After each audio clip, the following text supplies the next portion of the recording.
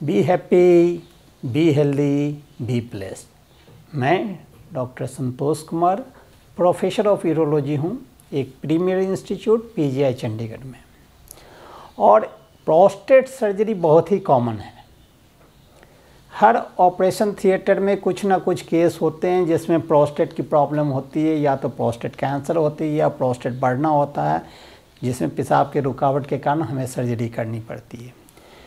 और जब प्रोस्टेट की सर्जरी करते हैं उसके पहले कुछ पेशेंट को इन्फॉर्मेशन चाहिए, और प्रोस्टेट की सर्जरी के बाद भी प्रोस्टेट पेशेंट को कुछ इन्फॉर्मेशन होनी चाहिए कि वो कैसा अपना खान पान रखें, कैसा वो एक्सरसाइज रखें, कब तक वो परहेज़ रखें, किस किस चीज़ों से परहेज़ रखें, प्रोस्टेट सर्जरी के बाद क्या परेशानी आ सकती है, उससे निपटने का क्या तरीका है। तो जो भी पेशेंट को प्रोस्टेट की प्रॉब्लम है या प्रोस्टेट की सर्जरी कराने जा रहे हैं, या किसी रिलेटिव को प्रोस्टेट की सर्जरी कराने जा रहे हैं, अपने पिताजी को या कोई भी रिलेटिव हैं, चाचा या किसी को भी सर्जरी कराने जा रहे हैं, तो ये वीडियो देखने से उन्हें फ़ायदा हो सकता है। उन्हें अवेयरनेस होना चाहिए, पेशेंट को अवेयरनेस होना चाहिए कि प्रोस्टेट की सर्जरी के बाद उन्हें कैसे रहना है और क्या कुछ प्रॉब्लम हो सकती है। तो प्रोस्टेट सर्जरी और सर्जरी के बाद रिकवरी कितना समय लेता है और क्या परहेज करना है।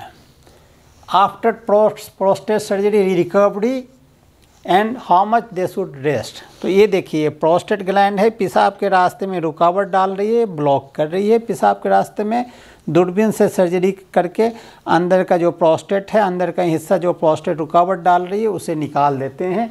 ये सर्जरी प्रोस्टेट को बढ़ना, जिसमें नॉन कैंसरस प्रोस्टेट है, उसमें एंडोस्कोपिक सर्जरी और लेजर सर्जरी द्वारा प्रोस्टेट के अंदर का जो प्रोस्टेट होता है जो रुकावट डाल रही है, उसे सर्जरी द्वारा निकाल दिया जाता है।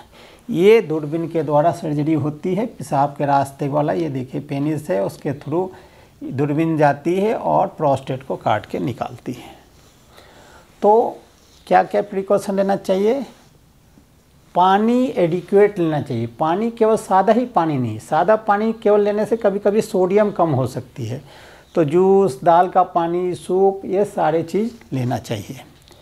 ब्लड थिनर यदि आप ले रहे हैं तो पहले सर्जरी से पहले ही बताएं कि आप क्या ब्लड थिनर ले रहे हैं, क्योंकि ब्लड थिनर वाले पेशेंट को ब्लीडिंग ज़्यादा हो सकती है, अतः कभी कभी ब्लड थिनर बंद करने की ज़रूरत होती है।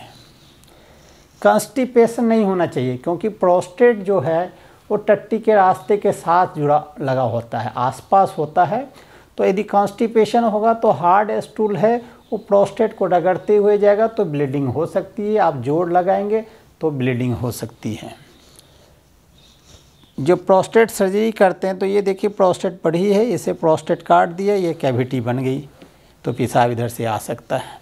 ये प्रोस्टेट ग्लैंड जो होता है उसमें बहुत सारे खून की नली होती है। आप देख सकते हैं छोटे छोटे बहुत सारे खून की नली होती है। ये प्रोस्टेट ग्लैंड बड़ा वैस्कुलर ग्लैंड होता है। तो जब सर्जरी के बाद कभी कभी थोड़ी बहुत ब्लीडिंग आती है तो ब्लैडर इरिगेट करते हैं कि अंदर कोई पेशाब के थैले के अंदर कोई क्लॉट ना बन जाए, और पेशाब का जो कलर होना चाहिए वो इस तरह होना चाहिए, इस तरह होना चाहिए। यदि पेशाब का कलर इतनी रेड हो रही है तो आपको अपने डॉक्टर से कंसल्ट करने की ज़रूरत है, डॉक्टर को अटेंशन देने की ज़रूरत है। जब सर्जरी होती है उसके बाद 1-2 दिन 3 दिन कैथेटर रखने की ज़रूरत होती है, क्योंकि ब्लैडर में कुछ ब्लड आ सकते हैं, उसकी सफाई होने की ज़रूरत होती है कि अंदर कोई क्लॉट ना बन जाए।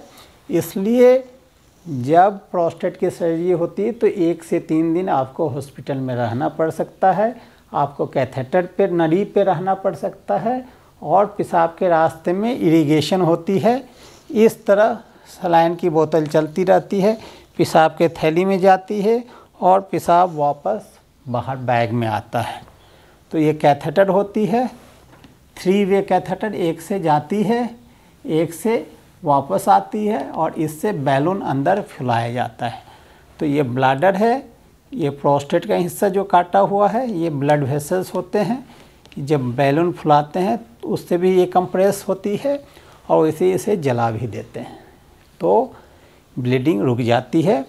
और इसे ट्रैक्शन दे के रखना पड़ता है, खींच के बैलून पेशाब के थैली में, तो कभी कभी महसूस होती है कि ब्लैडर स्पाज्म हो रहा है, या पेशाब महसूस हो रही है, या टट्टी महसूस हो रही है। ये सर्जरी के बाद फीलिंग हो सकती है। कभी कभी कैथेटर निकालने के बाद, सर्जरी के बाद पेशाब बार बार आ सकता है, या पेशाब में जलन महसूस हो सकती है, या पेशाब में थोड़े बहुत ब्लड आ सकते हैं।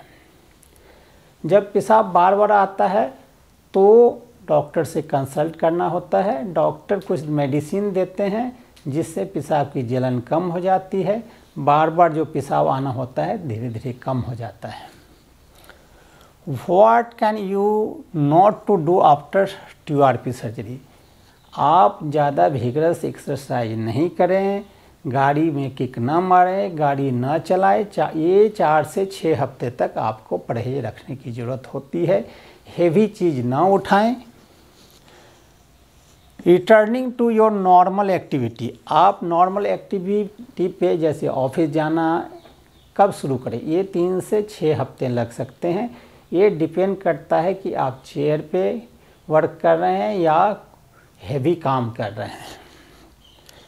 इस तरह दूरबीन के द्वारा पेशाब के रास्ते से ये सर्जरी होती है प्रोस्टेट की, और रिकवरी में 3 से 6 हफ्ते फुल्ली रिकवरी में लग सकते हैं। तो यदि आप ऑफिशियल वर्क कर रहे हैं, चेयर वर्क कर रहे हैं, तो आप जल्दी घर जा सकते हैं, जल्दी ड्यूटी जा सकते हैं। लेकिन आप फैक्ट्री में काम कर रहे हैं, हेवी काम कर रहे हैं, तो आपको हेवी वर्क अवॉइड करना है 6 वीक्स तक। यदि आपको एक्सरसाइज, हेवी एक्सरसाइज अवॉइड करना है, नॉर्मल वॉक आप कर सकते हैं, नॉर्मल वॉक ज़रूर करें, और हेवी वेट उठाना अवॉइड करें, किक मारना अवॉइड करें, हिट करना अवॉइड करें। कभी कभी आप स्ट्रेनिंग जो करते हैं स्टूल पास करने के समय, उसके कारण ब्लीडिंग हो सकती है, इसलिए कोई भी कॉन्स्टिपेशन अवॉइड करें। कभी कभी पेशाब में ब्लड आ जाती है तो ये सलाइंस के द्वारा इरिगेशन करने की ज़रूरत होती है। ये देखिए, ये टट्टी का रास्ता है, ये प्रोस्टेट है। तो जब स्टूल पास करते हैं, यदि कॉन्स्टिपेशन है, हार्ड स्टूल है, तो ये प्रोस्टेट को रगड़ते हुए जाता है, जिसके कारण ब्लीडिंग हो सकती है। और जब आप रिकवर कर जाते हैं तो कभी कभी आप देखेंगे, या मोस्टली आप देखेंगे कि इजेकुलेशन जो होती है सेक्स के बाद कुछ आती नहीं है। इसे ड्राई सेक्स कहते हैं, जो कि सर्जरी के बाद कॉमन होता है।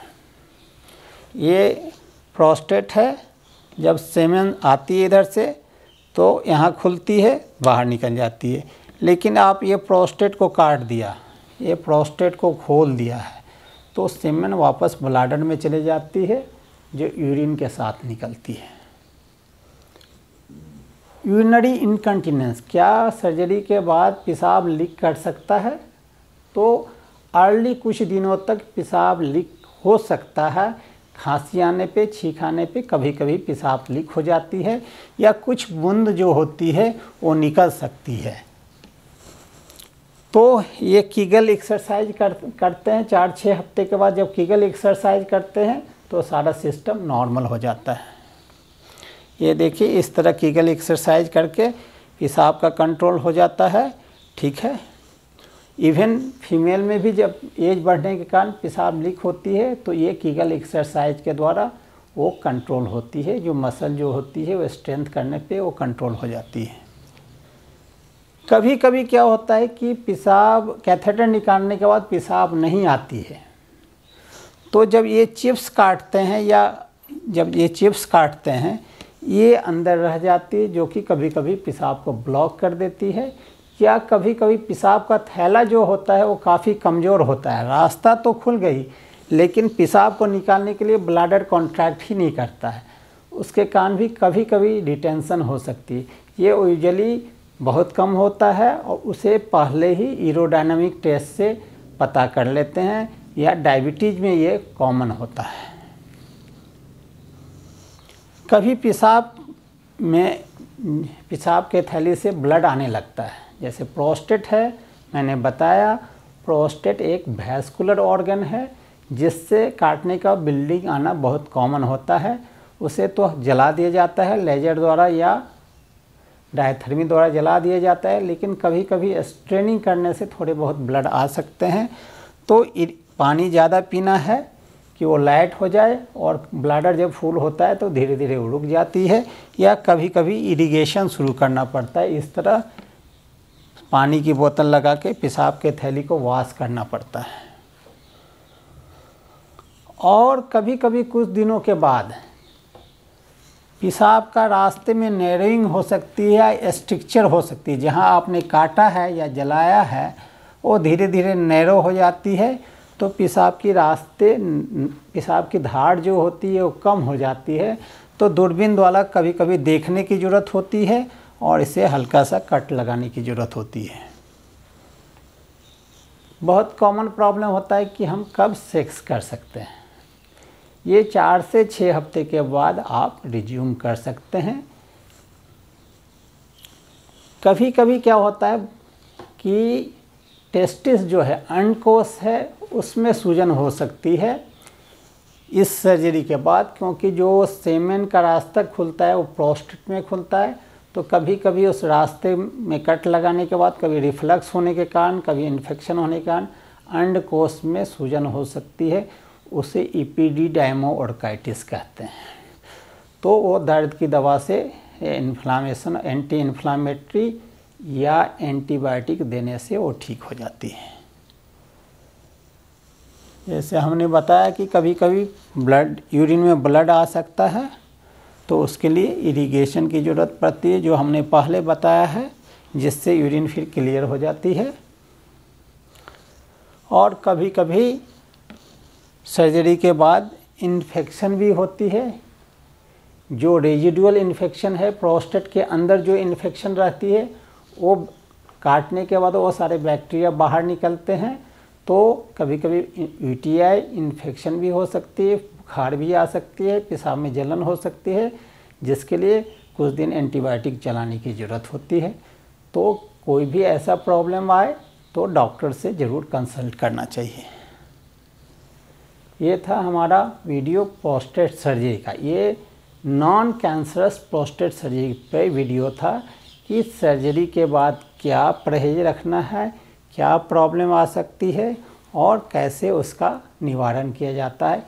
ये कॉमन नहीं है, लेकिन 5 से 10% लोगों में, 100 में से 5 से 10% लोगों में ये प्रॉब्लम आ सकती है। तो B happy, be healthy, be blessed. Thank you.